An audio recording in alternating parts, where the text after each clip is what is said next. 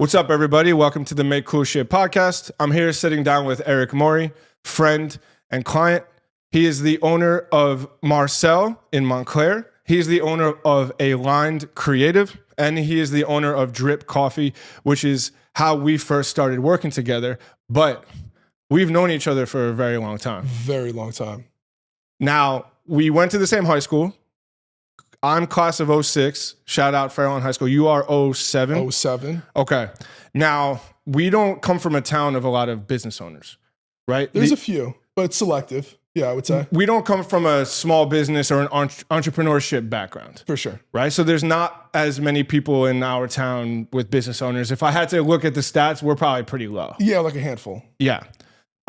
So we first met and started working together officially with Drip Coffee. Yeah, we did a bunch of, we did a logo packet. Still to this day, actually, that's the new logo we started rolling with. Once we started drifting into catering, we started rolling with that cursive one that looks real elegant.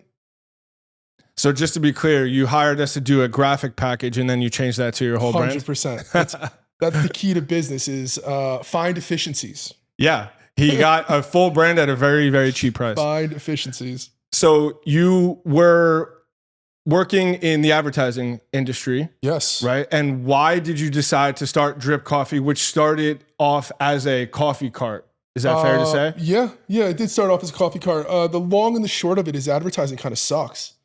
So, after I got burned out, it was just a grind. You're kind of plugging in. It just made so much sense that why am I making millions of dollars for these $1 million brands when I can just kind of apply the same thing as a small business? Why not just turn this around and just do this for myself?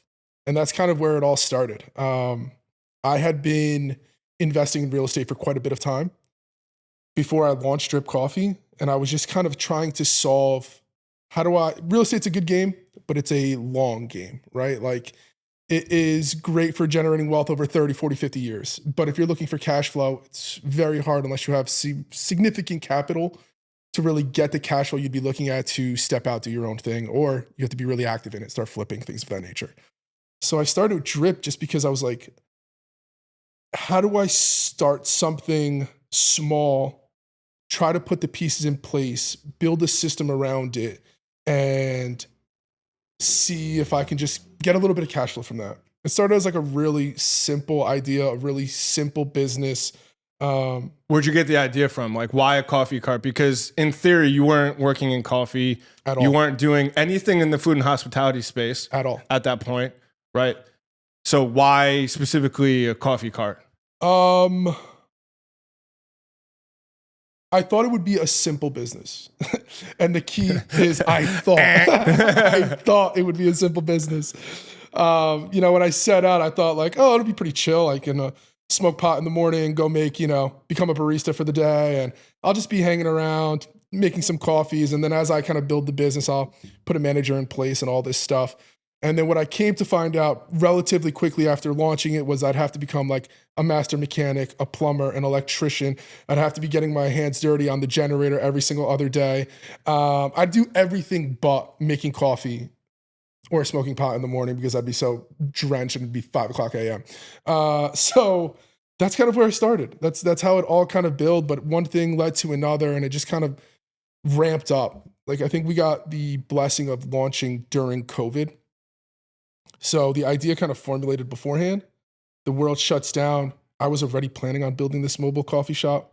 I thought it would lean more towards where I kind of am now, which is like selling to businesses, bringing it to businesses. When the world shut down, I had to pivot. I was like, well, everyone's inside. Everyone's kind of like ripping to get outside. Why not just bring this to residential buildings? So I started to talk to a bunch of residential buildings in Jersey City, started pulling up, parking outside for the day. One thing led to another. As the world opened up, I just started getting more and more calls about like, hey, can you do this? We want to do an employee appreciation. We want to do a school outing. And then all of a sudden I saw this big opportunity, like really the way to make money here is the catering angle. It's not really just pulling up and selling, a $5 cup of coffee. Now, it's amazing that you said that because you started out to do like this in your mind secretly, like, yeah, this is bullshit. Like this could be easy. Yeah. right? And all of a sudden you have 17 jobs and you're also a full-time salesman, Yeah, right? 100%. Because you can't build a business on people just calling you. You need to go out and get clients, 100%. right? So now Drip started. That's how we met professionally. Obviously, we know the personal side, but why in the world did you decide to buy a restaurant? It was really, again, going back to efficiencies, right? Like our biggest holdup was we didn't have a point of operation. So I started looking at that challenge, that obstacle as like, there's multiple ways to go around it. You can open up a coffee shop and that comes with an inherent risk. Maybe you succeed, maybe you don't, but coffee shops are a dime a dozen. It really depends on, and then going back to the idea of like real estate capital, it depends on your location so much. So you got to really go in with some heavy pockets to get great real estate to do the full build. And then maybe not. There's maybe, it's a coin flip. You need 10 things to go your way before you even start. It's a coin flip. And you got to do the grind of like probably a full year, 18 months of just getting your name out, getting the word out. So for me, I was looking at it and I go, I think it's also like the confidence of having come through advertising, building brands for other brands. I never really thought of it like I need to have my fingerprints all over this thing. I'm so used to building brands for other people or, kind of exploring and pushing other people's visions.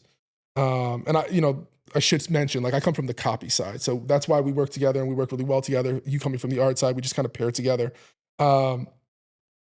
So for me, it was like, how can I expedite this process? How can I get where I'm trying to go quicker? And that's when I started looking at purchasing a restaurant or something in the food services business that I could twist into my vision, which is a bigger catering platform, and create efficiencies with the team, with the products. And ultimately, that's what happened with Marcel, but it just took a really long time to find and secure that opportunity. Now, cut to my scene where I'm sitting down with the previous owner of Marcel.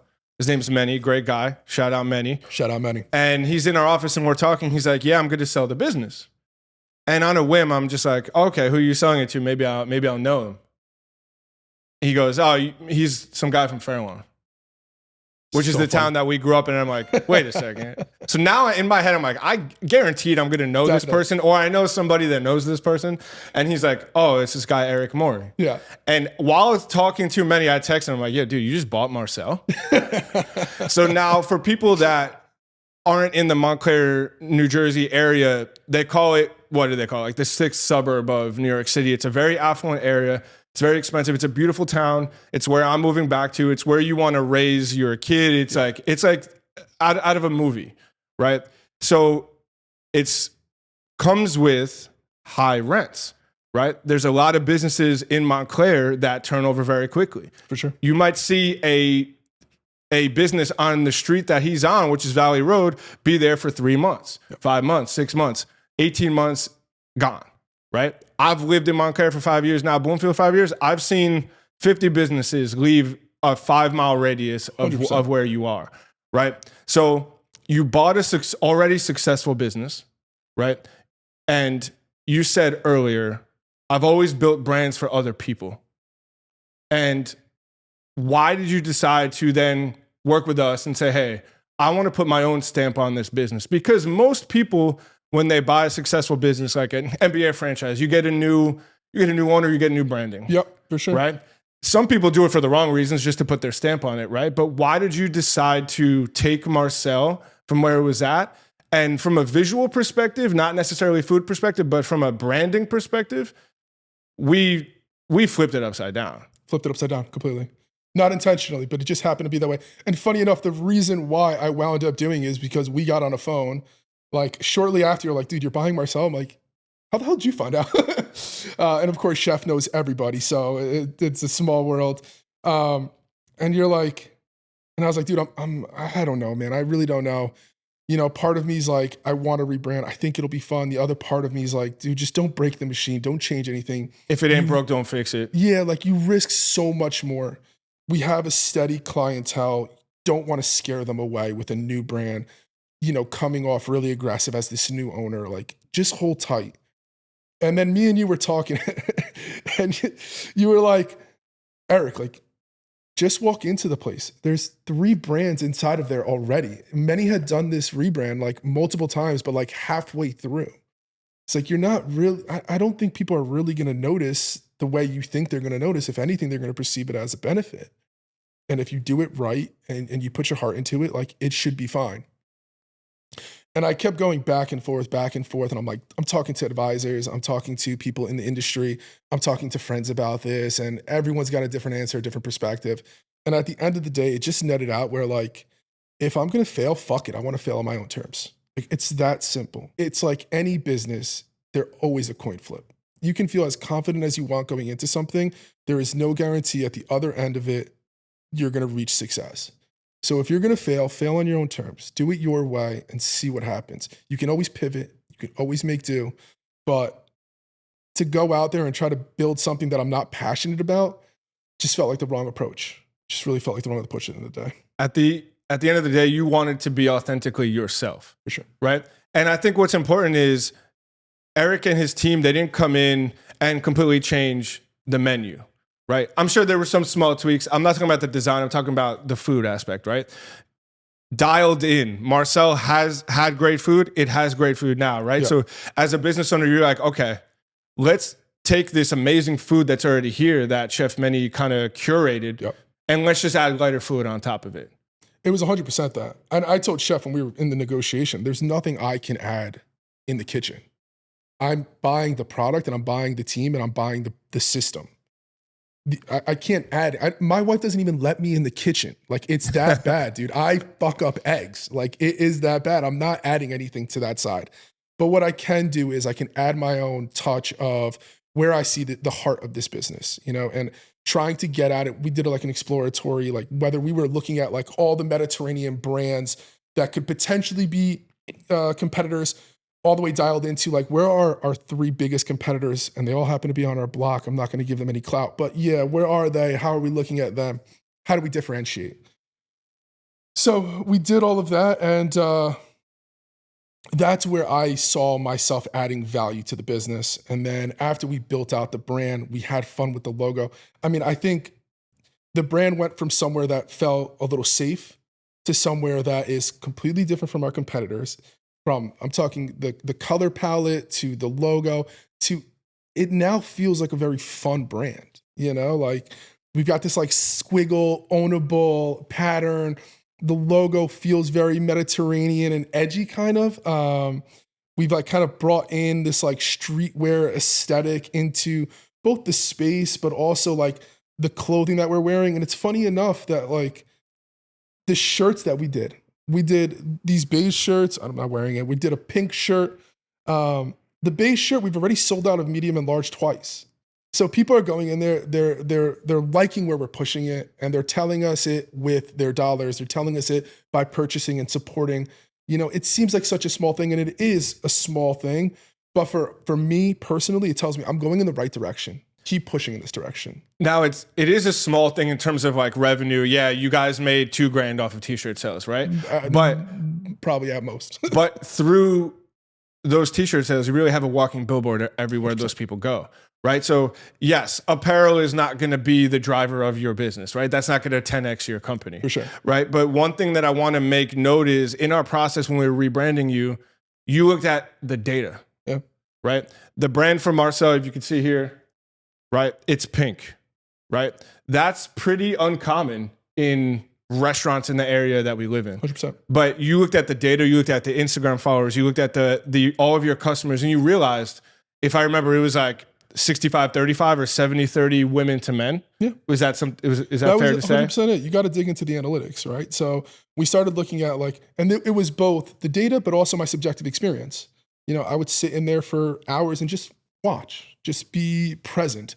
And you can clearly see who's coming through the door, right? And at the end of the day, our target audience is 30 to 40-year-old women, majority of them, Upper Montclair, and then also we have a large segment of their daughters coming in, right? So high school, college.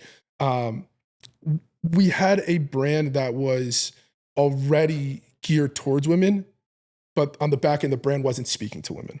We just amplified it on the front We end. amplified it a little bit. We amplified it a little bit. And to your point about the shirts, right? Like the money that comes in from the shirts is completely irrelevant. It's the continuation of your brand. It is a brand, an endearing brand It's asset. an extension. Every single time you wear it, it's an extension, exactly. And using that same thinking, it's like the shirts were important to me. The choices of the things that we carry on our shelves was super important to me, because I'm also a big proponent of the things you carry on your shelf say more about your brand than you say about them. So for us, we started to integrate. Yes, we have some Israeli products. We've got a good diversity of them, but we've also got some products we make in-house. We've got some products that are trendier, funner, whether it's like the Graza olive oil, things that you would just speak to that audience that they're already kind of gravitating towards. Those products speak about who you are as a brand. I think it's really important that you have to curate that. You have to create the experience you want for people when they enter into your space, and it has to be active. All these items that you're talking about are very important when you go to rebrand anything, whether you're a company from scratch or if you're rebranding a current business that was already successful, right? I feel like a lot of people or a lot of business owners, they'll just rebrand because they want to fix a problem, or they get a new owner and they just want to do it from an egotistical standpoint, right? A good brand is built on stats and a reason why, right? You need to solve a problem with branding, right? So now you have a new brand. Most of your branding on the inside of the restaurant is done. Maybe you're 70% there, right? We're 70% there, 65, 70% there, but every single day we're trying to keep pushing forward, right? So as someone who's worked in advertising, who's worked on building brands, right? I get all the time from people, like, if we're sending out $100,000 proposal, they'll say, how can you measure the ROI in a brand? Yeah. Right? So now you have your new brand. Now, obviously it's too soon to look at actual numbers, but if someone would ask you, hey, how can you put ROI on creativity, or how can you put ROI on a brand refresh? You got to measure the objective, right? For us, when I came in, and going back to my catering background, our objective was, can we ramp up catering? So when we did the menu rebuild, and for any restaurant or food service business, spend a lot of time on your menu, because the menu architecture is vital to your business. Everything from how the dollars show up visually, like if you look at our menus, we don't have a dollar sign. That goes into the psychology of when you remove the dollar sign, you remove resistance to the number next to it, to your placement, making sure that, you know, your highest grossing items are closer to the top. You're driving the action you want people to do in any type of way, shape, or form. So for me, when I was measuring the brand ROI, you're right, you can't directly tie it to any one thing, but I knew the initiatives I wanted to get, right? I knew I wanted to drive some revenue. I knew I wanted to drive catering. So in a very short amount of time, less than 6 months, at this point, maybe more than 6 months, but not much, we've been driving catering like crazy. And it's not just with ad dollars. We spend very minimally on our Google ads.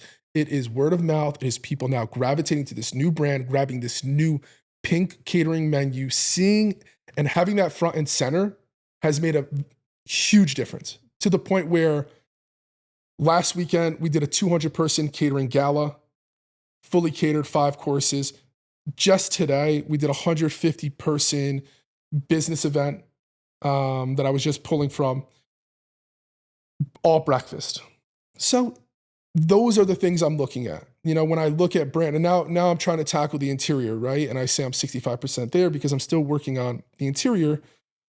The other aspect, and it goes for food, it goes probably for any business, but every seat should have $1 associated with it, right? So right now, when you walk in, we have this nice L bar, and it does one thing really well. It hides everything that's going on behind the bar, but it's unusable space. And in my mind, that could be 4 to 5 bar seats. So I'm going to spend tens of thousands of dollars to redo our bar, because every single one of those seats on a Saturday has $1 mark. And those tens of thousands of dollars you might be able to make up in a weekend. For sure. If I had 2 seats, I'm adding tens of thousands of dollars into the business. If I add 5 seats, multiply it. Yeah. And that could add $250,000 at the end of the year. Correct. because the beautiful part about Marcel, and I always preface, I take no credit for the success of this business. I just came in. It's a credit to the team. It's a credit to the chef. It's a credit to the community that's been built around it. Everyone is fantastic. But what I will say is, we're packed out Saturday and Sunday to the point where we turn people away because we just don't have chairs. We don't have seats. So those seats on a Saturday and Sunday, if I can add 6 to 8 seats there, you're right. I can make up the cost of that in a month for sure. In a month for sure. And we're looking at like doing some pretty substantial stuff. And I don't want to give it away, but like we have unusable space on the bar. We have unusable space in the window, which is nice. You can set up a cute little, but I could also make that a lounge seating. And I could add 4 more seats in the window, and it's a really cool place to sit. So we're exploring all these opportunities, all these ideas. That will be another thing we go back to and say, like, what's the ROI on this? Because if anything, your interior, it should be all one fluid experience. So the ROI you have on any interior renovation should also be considered in the ROI of a strong brand. And that goes for any business. It doesn't have to be a restaurant. If you have a retail store, if you have an apparel company, whatever it is, right? You want the website to feel just as great as the retail store, right? You want every single aspect of your brand, whatever it is that you're talking about, you want it to evoke an emotion. And I think that's where a lot of restaurateurs get lost, is they don't see a value in their website development. They don't see a value in their CRM. They don't see the net benefit of it. People are coming in, people are eating. The food is what's important. I agree with you. The food is very important. The product is very important, but the feeling it elicits when you walk in is also very important. And for us, like the catering, why we've been able to ramp up catering in a short amount of time is because I took a digital approach. When I started Drip and I pushed it towards catering, I said, I'm going to use the best practices of e-com to sell my catering, which is very unusual in the space, but it's paid dividends, right? So that's what I do for other small businesses when we talk about Align Creative is I help them dial in their CRM, I help them dial in their sales funnel so that they can automatically generate catering leads. It's not easy, but it's simple. What is Align Creative? Align Creative is, so I've been working in advertising as a copywriter, creative director for about, over 10 years. I started branching out, freelancing at the same time that I started Drip so that I could have more control of my schedule, and just one thing has snowballed into another. And I started taking on clients, helping them dial in this exact method of a kind of colloquial term I throw around is like performance branding, but it's really just like dialing in from whether it's Google or Meta ads through your sales funnel to the point of making the sale, making sure on the back end that you're fully dialed in so that not only you can get leads, but you can nurture leads and you can convert leads with as little to as no effort as possible. Like for me, for Drip, we do a couple $100,000 a year in revenue, and I take sales calls. I take 15 minutes worth of sales calls, and that's my responsibility for it.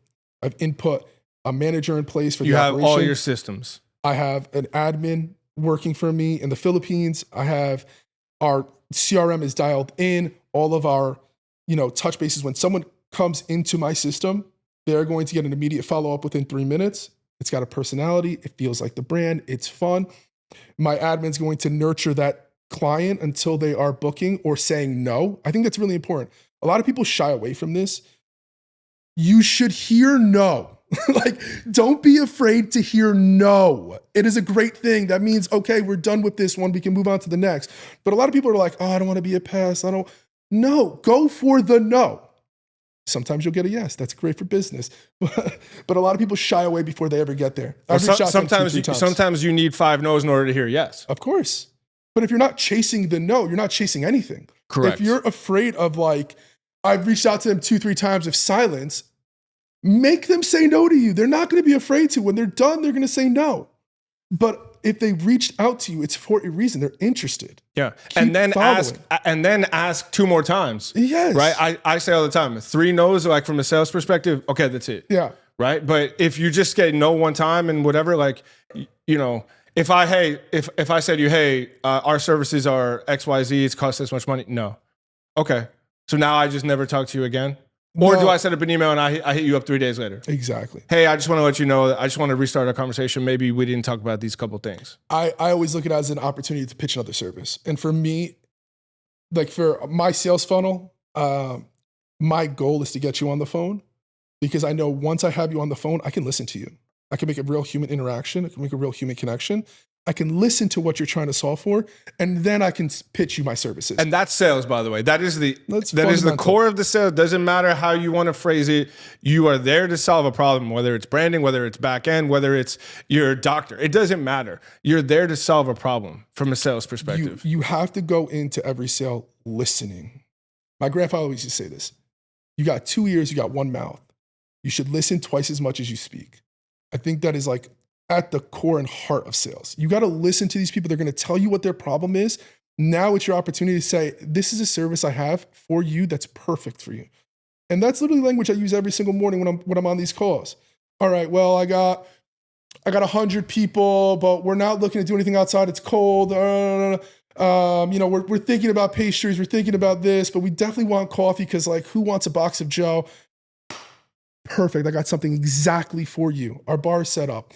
We own a sister bakery and kitchen. What kind of pastries were you thinking? Like, ask questions, get to learn the person, try to solve their problem. Be real direct with it. And then it doesn't even become a sale. It becomes a conversation that just happens to involve a financial transaction at the end. Exactly. And if they say no to you, you also know on the back of your head what they're looking for, and you can pitch other services that might help them.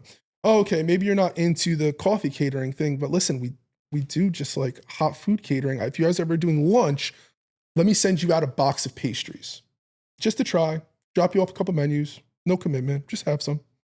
Like, you know what I mean? Like you start to pepper, the more goodwill you do for your clients and your customers, the more it comes back to you. I'm a big proponent of that. It's karma. It's absolutely. It's just business karma. Yeah, business karma, like, and right now, like that's part of our initiative. It's part of how we've been dialing up and driving sales is I reach out to people, big businesses around the area, and I go, can I drop you off a box of pastries?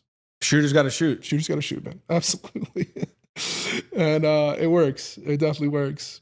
So you've worked on the front end, the back end, in every aspect of building brands, your own, clients.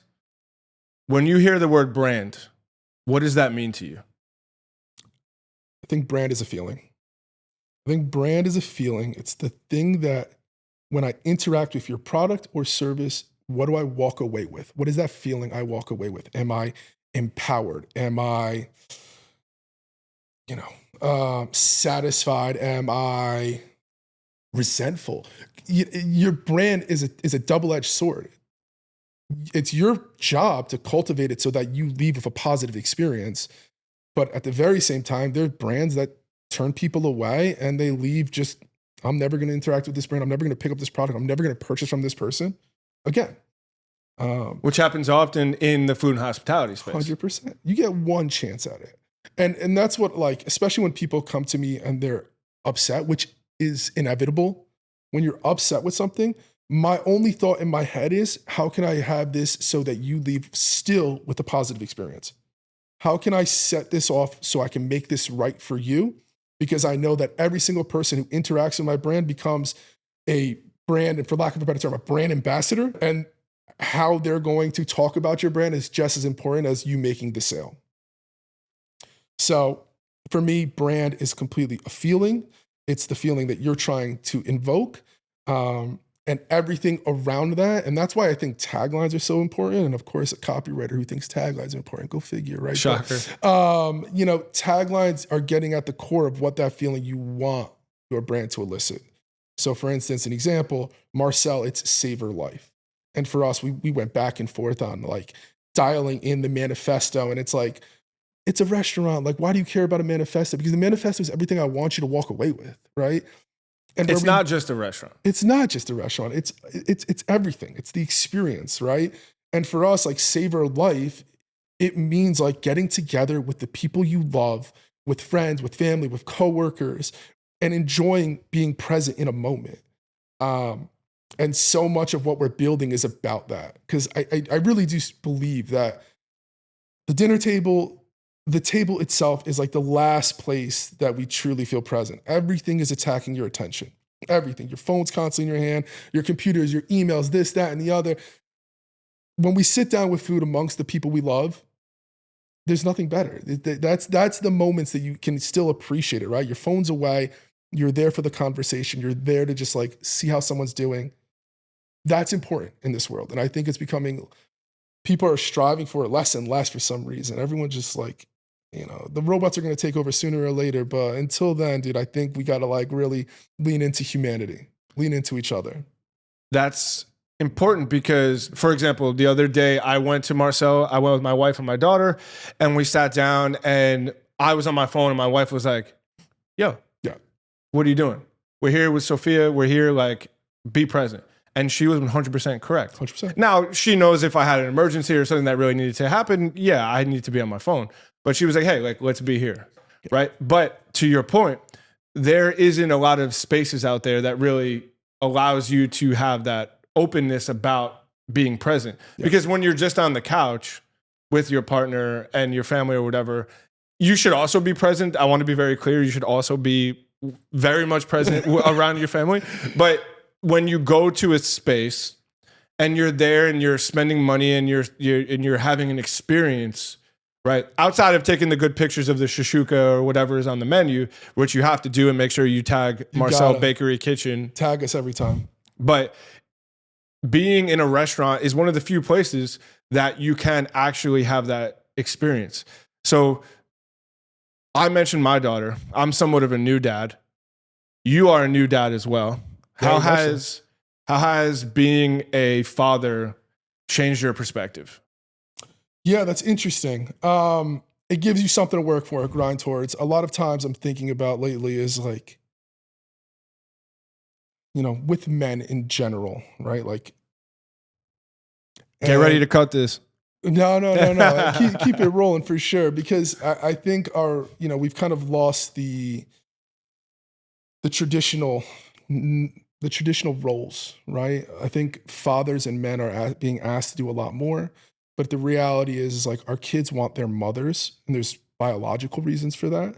And for me, with my son, it's become really something I think about a lot, where it's like the best way I can raise my son is to be the man I want him to grow up to be. So if he sees me grinding, if he sees me working my ass off, and he still sees me finding the time to be present, to be with my family, to show up when I need to show up. And it's for everyone, right? Like, McConaughey always talks about, you got to feed these wolves, right? You got all these wolves, kind of vying for you, but you got your family, you got your friends, you've got your work, you've got your passions, you got to show up for all of them. And when you're a parent, your time becomes less and less and less. Your free time becomes less and less and less. So what free time? Yeah, exactly. So you got to make every single minute count. I think with being a parent, a new parent, for me, it's like making sure that I show up in a way that when my kid is conscious and, really like able to perceive what's going on, he can look back when he's 20 and go, yeah, my dad was a really hard worker. My dad really showed up for his family. My dad, he cared about people. He went out of his way to care for people. Those are the things. I just want to be the man that he can like kind of aspire to, his North Star. Yeah, that's pretty on point. We don't have to cut that. That was good. We could leave that in. I thought he was going in a different direction on that one. So as a father, you mentioned that like, hey, your time kind of dwindles a bit, which is true. So my favorite thing that I see on social media is like work-life balance. Yeah. Joke. Do you have a work-life balance? No. I mean, there is a balance, but like the scale's like this. No, you just try to find and show up for the things you need to show up for, right? Like there are weeks when and funny enough, it goes like, you can look at it for sales too. You can look at it for a lot of things, right? You can even look at your kids' milestones or development or weight, right? The more you try to focus on the day, and let's just use a kid's growing, right? You're tracking their weight. So from month 5 to month 6, they got to get, you can track it by the day, and you're going to cause yourself a lot of gray hairs. But really, you should be tracking it over the weeks and the months. And I look at work-life balance in the same way. Like, there are going to be weeks where I'm going to have to be laser focused on work. There are going to be months where I'm going to have to just like lock in and be laser focused. But if I'm locked in for the whole month or I've got to also, on the flip side, find a week to lock in for my family, find a week to lock in, find a day to lock in for my friends, and make sure that I prioritize it. Because if you don't, and it's the same thing with your calendar, if you don't prioritize owning your calendar, someone else will own it for you. You got to clip that one because that one's a fucking bar. What is your creative superpower? Shit. My creative superpower is probably that I overthink. I like to sit in these worlds. That's a superpower. That is my superpower for sure. Your superpower is that you're an overthinker. Correct. Explain. Sometimes a negative can be a positive. I also can acknowledge that I'm an overthinker. So it helps me be very honest with myself. And, going back to like my wife, she also knows I'm an overthinker. So when I am able to open up with her, when we're sitting on the couch, when we're talking about things and I can open up to her, I listen to her and she'll be like, Eric, you need to just do X, Y, and Z. And me knowing that I'm an overthinker, I'm like, she's right. She's right. But for me, in my mind, I will work around problems a lot of different ways. You got to trust your gut at some point. I'm also a big believer in like alchemy, right? Like the doors you're supposed to walk through will open for you organically. Your job isn't to figure out what door to walk through. But you have to be ready to walk through that door though. You got to be ready and you just got to walk through it. You got to just keep going. You're never going to know what's on the other side of it. And like, it goes back to what we were saying about business, right? Like you start a business, you start an endeavor. I've started multiple and they're coin flips, right? But you know that this door is open. Let me walk through it and let me see what's on the other end. At the very least, you're going to grow as an individual, as a person. And I think business-wise, you're always going to you will always be limited by who you are as a person, your own personal limitations. So like for me, I have a short temper. So it's really important that I work on my patience. And that is like... No, I'm laughing not at you. I'm laughing because you're talking through me. Yeah, right? But that's a lot of men, right? Like short temper. If you have a short temper with your staff, with your team, you're going to turn people away. We all can work on our patience, right? And it's like, being humble, being able to think and observe yourself and say, where am I deficient? If you find those on a personal level, you'll find where you're deficient at a business level. So your job is become a better person, work through those problems, work through those deficiencies, and business will follow. Money will follow. Yeah, I just pointed out Richie because I told him the other day, he's a new team member and he's surprised how open I am. I talk about financials. I talk about everything. I talk about my family. He's like, wow, I wasn't necessarily expecting to have these types of conversations. And I was like, well, if you don't know what's going on with me, if I'm leading this charge and you have no idea what's going on with me, my family, the business, what it costs our clients to work at Make Cool Shit, all this stuff, then how are you going to learn? Yeah, for sure. Right. And at the same time, if I come into the office and I'm a dick, that's not a great place for him to work at too, right? So your patience, who you are as a human being, also trickles and translates into the business, because if you're an asshole, all your staff's going to think you're an asshole. And it's not going to be a coincidence if you have 3 servers that quit in 1 week because someone at the office is an asshole. And same thing, like if you're greedy, if it doesn't trickle down to them, it's so easy to turn people away. And you could turn a lot of really good people away. Everyone's trying to survive. I think it takes you have to be humble. You have to be empathetic. Everyone's going through something, try to be a human. But I think being open is, I think you're right. You got to be open. You got to create an atmosphere where good people want to stay. And that's really hard. It's not easy. It's hard. No. It's culture. That's thrown around in the big business world, right? Like you got to create a culture, which is an overused word, right? But it's true, right? You really need to curate whatever that means to you, right? We have a small business. You have a small business, right? You spend more time with your staff than you might with your son and your wife that week. For sure. That's just a reality. For sure. I don't love that, but that is what happens on a day-to-day basis. So if you're mean to your employees, even if you don't even realize you're being mean, just because the Knicks lost and you had, the over, you know what I mean? And the next morning you come to the office and you're like, in a pissy mood. Yeah. That's going to translate to them, to the customers. And guess what? In an unintentional way, that also ties into your brand. 100%. Right? So earlier I asked you, what was your biggest superpower? What's your biggest flaw? My biggest flaw is I'm impatient. And it goes right back to me as a human. I'm impatient. My business is I want to see movement and action. And I'm at my core, I'm a builder.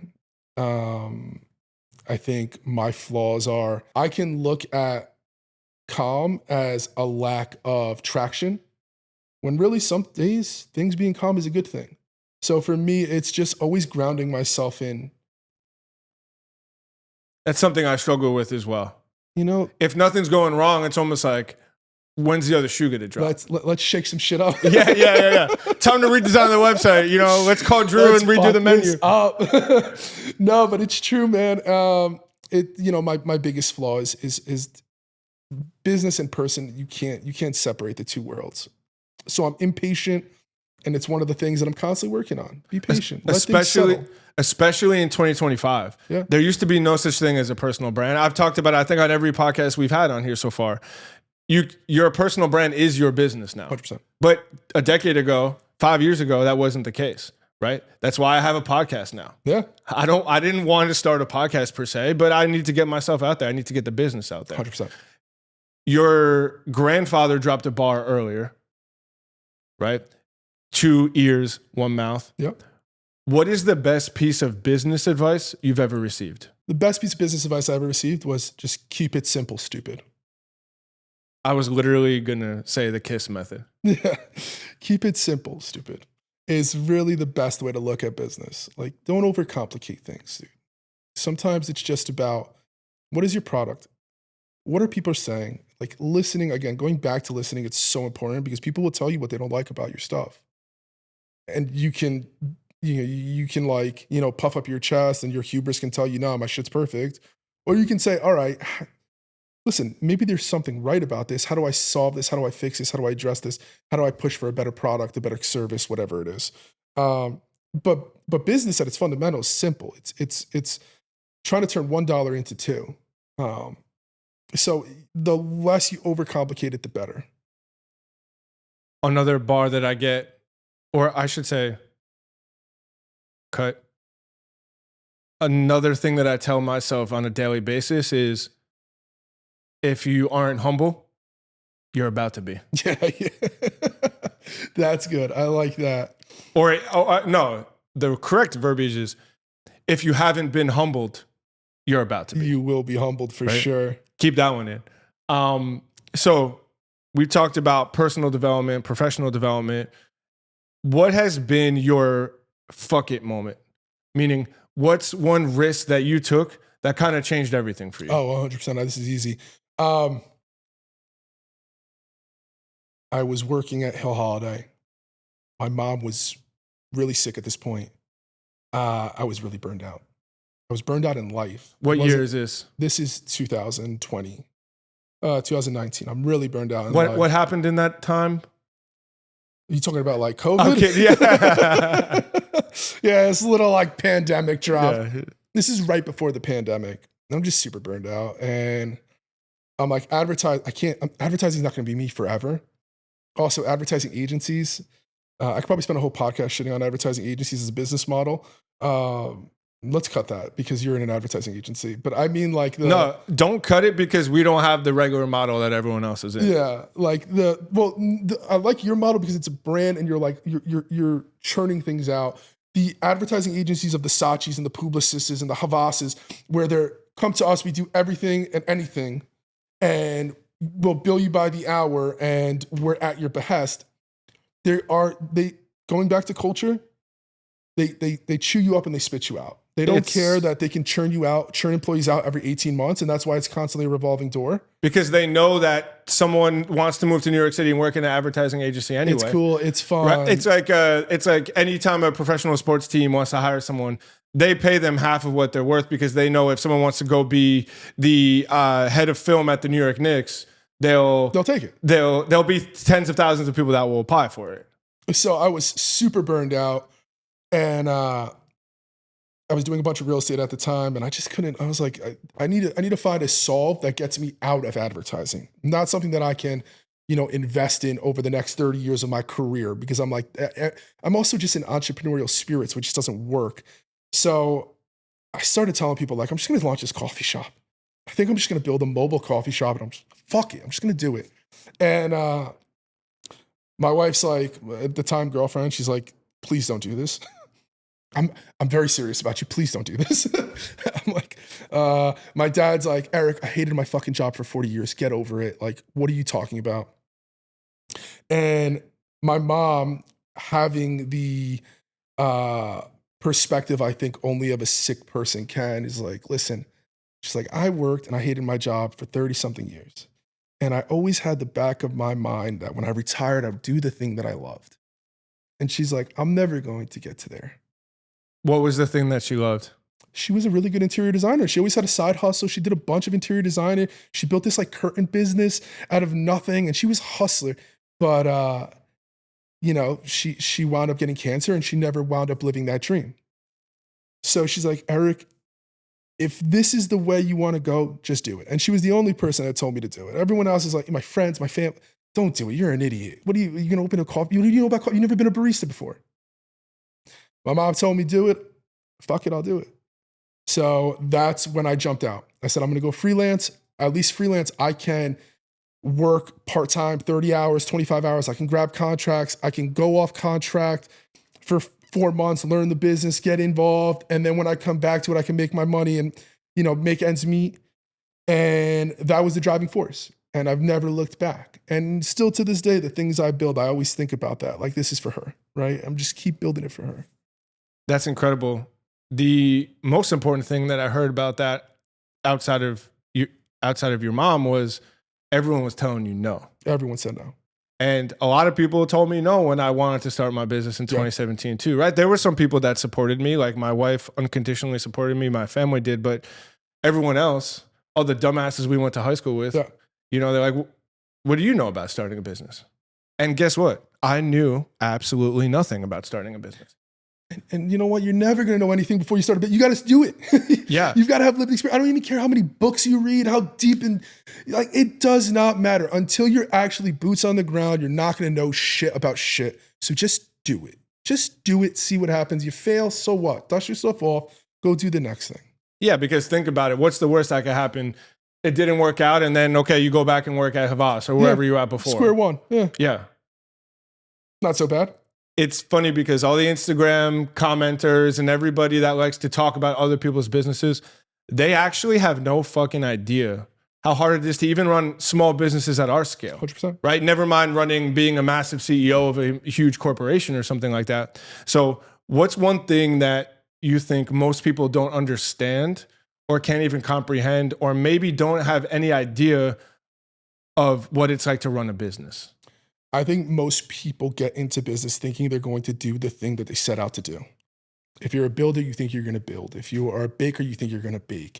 If you're a graphic designer, you think you're going to do a podcast. Yes, exactly. Exactly.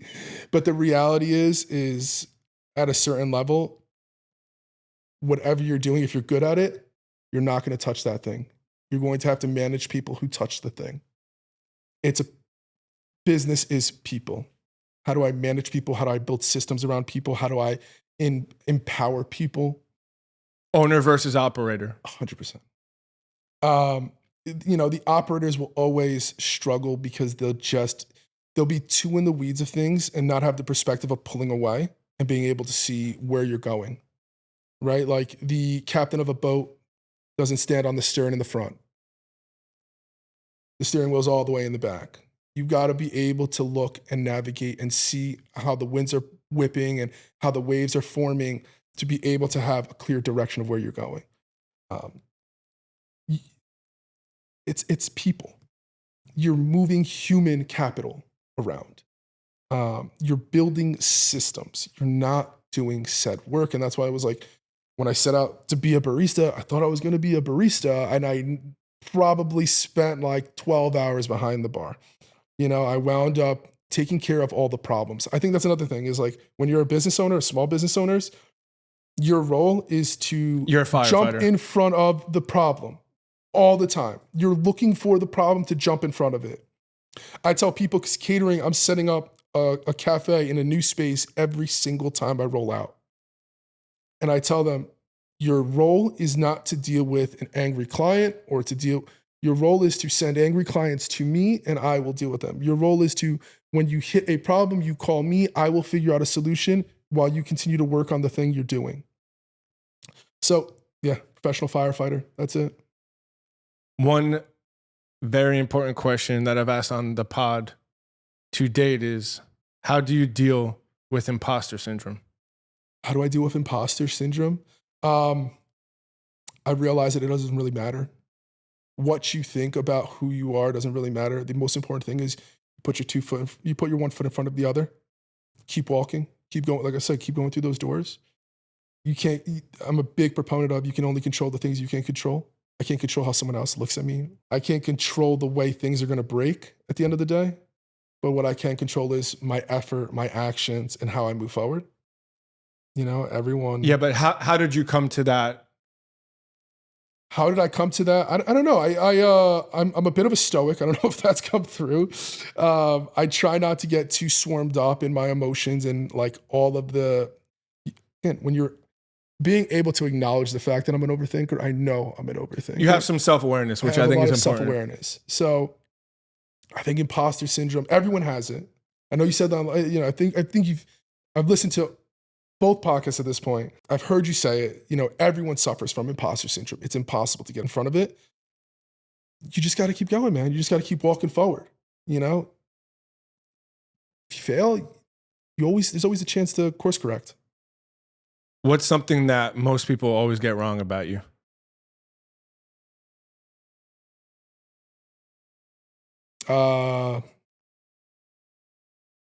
Although I am very beautiful, I'm not a male model. So I think that's definitely I'm sure you do get that a lot. That's what I've heard. Yeah, the other day someone was like, Leo! And I was like, no, Eric.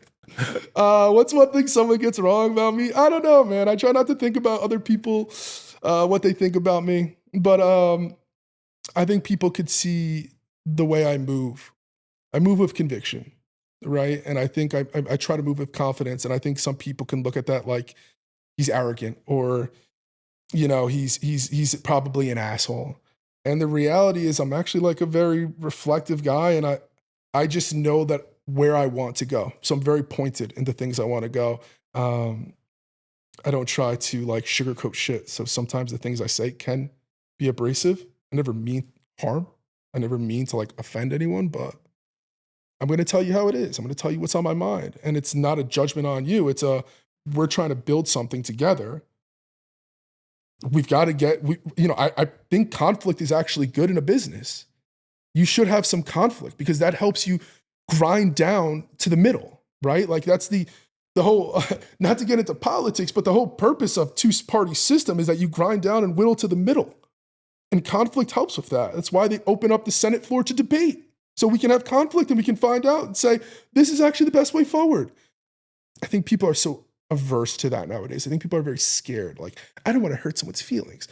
I'm just going to tell you how I feel. I'm going to tell you exactly how I see it. You tell me and we'll figure out like. Have a conversation. We'll have a conversation. Why are we so afraid to talk to people anymore? So I think that's kind of, I would say maybe that's probably a good answer.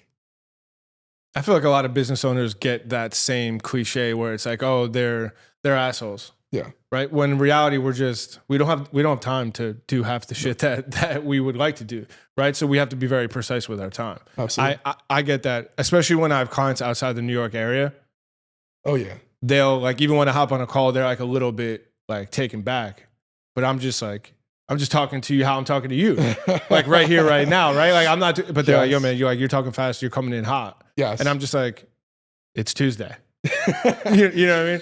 I've experienced that a lot over the years, especially in advertising when I have clients in like the Midwest or I'd have clients on the West Coast and I'm just like fast, like let's get this thing done. Like, what are we doing here? Let's go. I'll just jump out and throw my opinion out there. Like I'll throw my perspective and like, Oh, he came in a little hot. Like, nah, don't be so sensitive. No, I agree. What's next for Eric? What's next for Marcel? What's next for Drip? What's next for Align Creative? Yeah, what's next for Drip and Marcel is to keep growing together. Marcel, I mean, I didn't buy it just to have one Marcel. We're, the going back to keeping it simple, we have a single-minded focus right now. It's to take Marcel from 1 to 2. So all of my energy and efforts are right now to build the systems in place so that we can get there. And looking and trying to figure out like where is that next one? Where that next one going to be? And strategically, how are we going to get it? Right? In a perfect world, where is the next location for all of our New Jersey listeners? Ridgewood would be beautiful. It's very similar socioeconomic standpoint to Montclair. It's got some location efficiencies where we're like 35 minutes away from each other. Ridgewood, Glen Rock would be great. Also, maybe Monmouth County. I live in Monmouth County. From a catering perspective, not to give away the secret sauce, but Netflix is going down there. They're going to be a big driver of success. It's just strategically positioning ourselves both where our community is, while not being too far away where we can create some efficiencies. Yeah, you can't have one location in LA and then one location here. Exactly. Like even if we were trying to go into like New York City or, listen, Jersey City, Hoboken would be cool. You got to deal with a lot of big fish, right? So I want to make sure when we do go into Jersey City, when we do go into Hoboken, everything's dialed in. Our operations perfectly dialed in. Our system's dialed in. We're ready to compete with the best. You need to be more established at that point. You got to be a little bit more established. What's next of the line? I'm still taking clients very selectively, helping mostly hospitality dial in and gain more catering clients. But my experience is really in the health and wellness space besides hospitality. So I am working with a couple health and wellness clients as well, but it's still the same approach. Same concept. Dialing in your sales funnel so that you can take leads from the top of the funnel, bring them all the way through with as little effort on the owner's end as possible. So building out these systems for them. And what's next for Eric? I don't know. I might go get lunch. I think that's probably it. I think I know a place. Yeah. Where can the audience find you? The audience can find me on Instagram at Dr. Labamba. Not board certified, just to be clear. They can also find me on Instagram through Marcel Kitchen, Drip Coffee Catering, Align Creative. Yeah. All right, man. Well, I appreciate you coming down. It was a blast. That's a wrap. Make Cool Shit podcast. If you guys like it, share it, promote it, hit all the buttons. You can find us on Instagram at We Make Cool Shit. You can find us on OnlyFans at... Listen, you know where you can find us. Have a good day. Peace.